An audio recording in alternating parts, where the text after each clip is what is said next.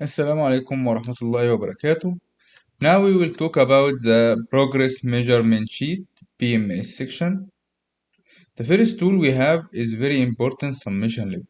Submission level will help you when you initiate your schedule and you want to distribute the units to get a weight for each, let's say, discipline or WBS. The schedule has to be imported from P6 to maintain the levels. And then, for example, I will copy this column. If I click here, submission level, select this column, okay. The difference between this and this one is static. So if I add here any value, for example here, it will not change the total number. However, if I add here, it will add this 1000. By this way, you can add one column, the weight, and you can see the weight for each WBS. So if you have like 10,000 or 100,000 unit and you want to distribute it, you can easily start from this point. As you can see, this one is summation based on the WBS level, so it's very important to bring the data from P6. And again, make sure activity ID has to be combination from text and number. If you add only number like this,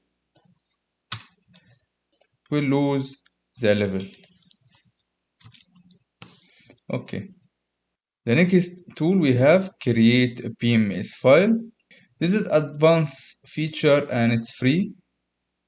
It will help you to create a full PMS, and I developed one complete course about this starting from scratch.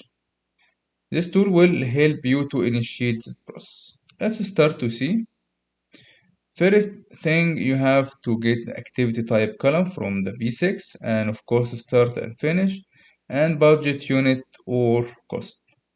Here you can define what is the data, what is the holiday or weekend you have in your schedule, and then you can customize more based on your schedule if you have more calendar.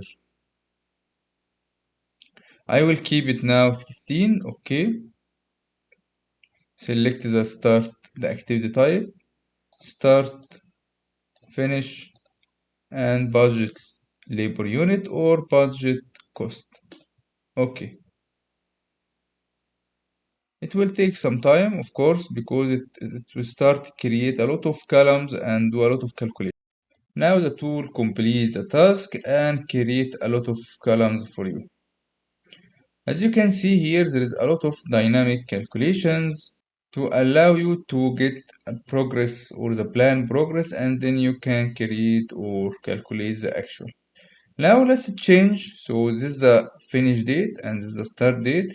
Let's see what is the plan in 1st of July, for example. So I will write here 1st July.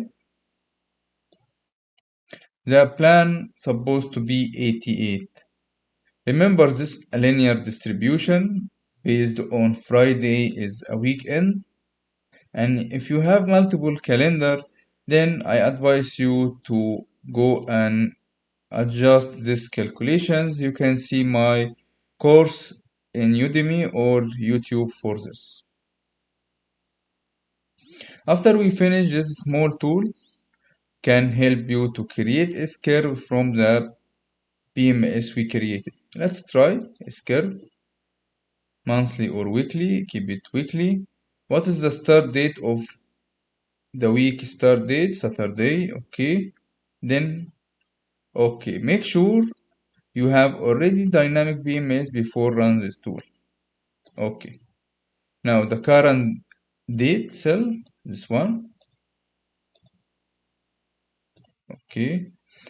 Select the start date of the project here. Finish date of the project here. And then the plan percentage cumulative, which created here. This is the cumulative. Okay.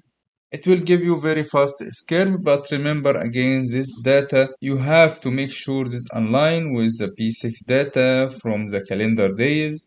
working days, the distribution curve for the resource. This is all about the PMS section.